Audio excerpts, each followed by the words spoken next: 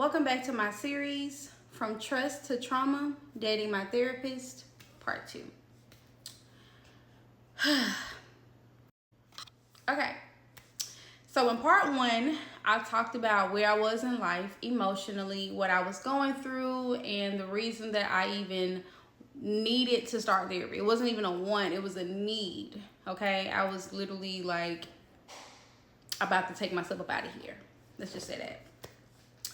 So I ended up meeting a therapist virtually on a platform that my job was paying for, that I had got.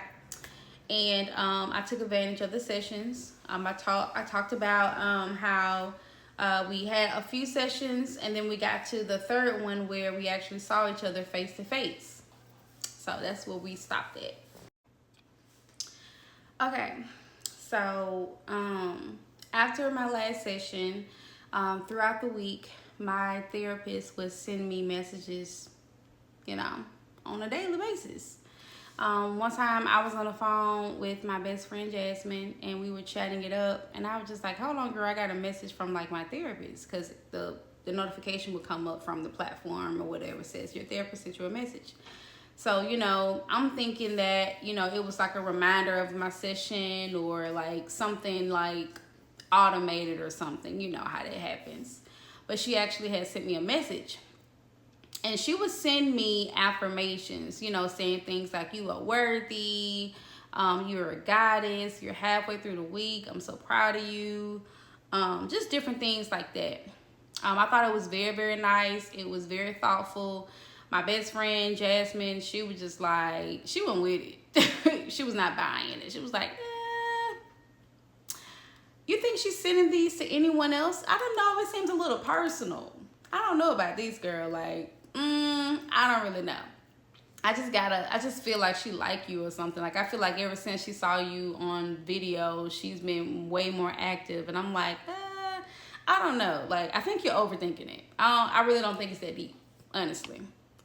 So I can't even lie, y'all. I started to kind of get a little annoyed with my best friend because I was just like, what are you getting at?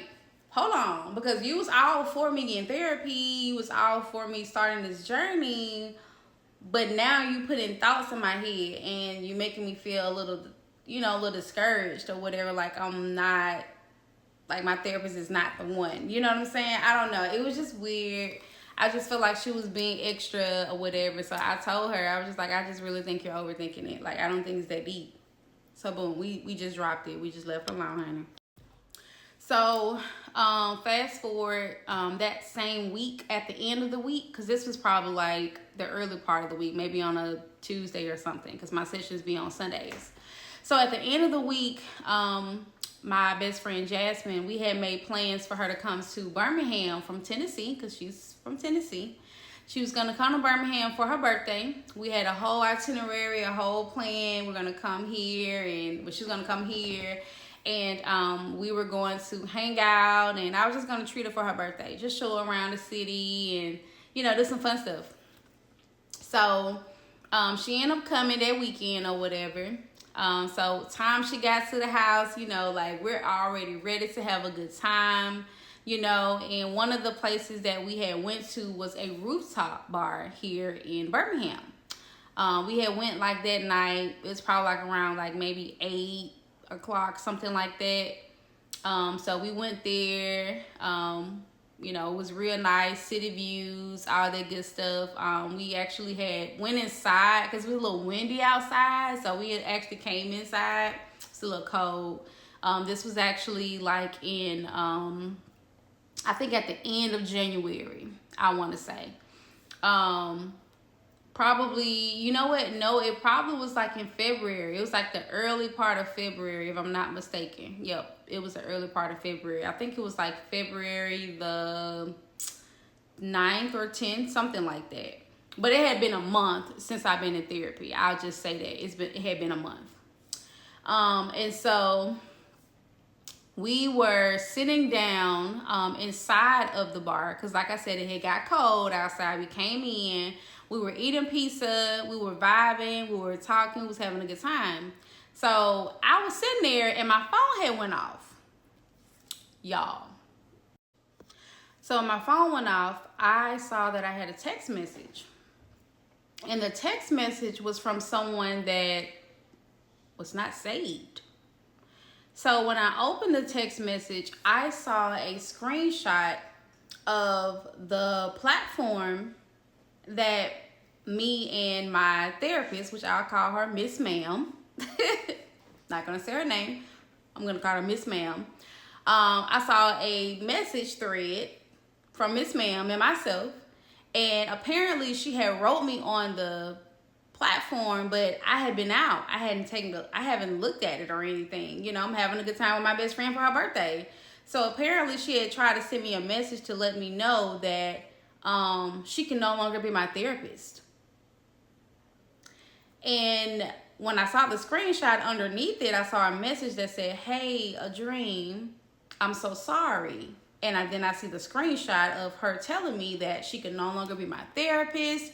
She thinks that it is in my best interest that I find a new therapist, and that I needed to contact customer service to get my money back. And if they don't give it back, she will personally give it back to me. And like I said, she said this on my personal number. So the first thing came to mind was, how the hell did she find my number? Because on the platform, everything is supposed to be, what's the word? Everything is supposed to be protected. So the only number that she really was supposed to see was like my emergency contact. I didn't know that our numbers could be visible on there. So I was really confused to know that she found my number. I know that we had only been talking on the chat, or whatever, when we're not on an actual session, but your phone number is never revealed. You know, I don't know her number. She should know mine. But like I said, it came through my personal number. So just keep that in mind, okay? Hold on to that. So, you know, I'm really startled at this point. My best friend is sitting across from me, and she's looking like, "What's going on? Like, you good?" Because my whole face had changed, because I immediately felt hurt and confused all at the same time. Because I'm like, is this a joke? Like, is this real? Like, what's going on? Like, what happened between the last time we talked and today? Because I hadn't talked to you. I hadn't done anything. So I'm confused as to why you're asking me to change therapists or whatever. But okay. So I'm like, hey, you know, I ended up responding, and I was like, you looking at my phone, and I'm just like, hey, you know, oh no, I'm really hating to hear this. I'm like, I'm so disappointed because I wasn't expecting this. I said, but you know, I understand. And I was just like, what happened? You know, if you don't mind me asking. And this is what she said. Oh, so when she had told me that we could no longer, you know, whatever, I was just expressing how shocked I was and how confused I was, and how, you know, I was really feeling like I was improving, you know, and I was getting better. My best friend was even talking about how great I came across. I seemed happier. I seemed like I was, you know, more motivated. And for her to just hit me up and like kind of end it or whatever, it pulled me back a little bit. Like, wait, what happened? And so, like I said, I do have those messages to this day. I've always kept them. I never knew why I wanted to keep them, but I did. I kept them. So I'm going to read verbatim exactly what was said. So I'm going to be revealing exactly what she said verbatim in part 3 because of the lengthy explanation. I only get 10 minutes here. So make sure that you guys are following me. Make sure that you guys are following the story. You're saving it. You're sharing it with a friend so you can listen in, because it gets deeper than deep, y'all. Whew. This is a lot. But it is definitely a great story. It is my story. From trust to trauma with dating my therapist.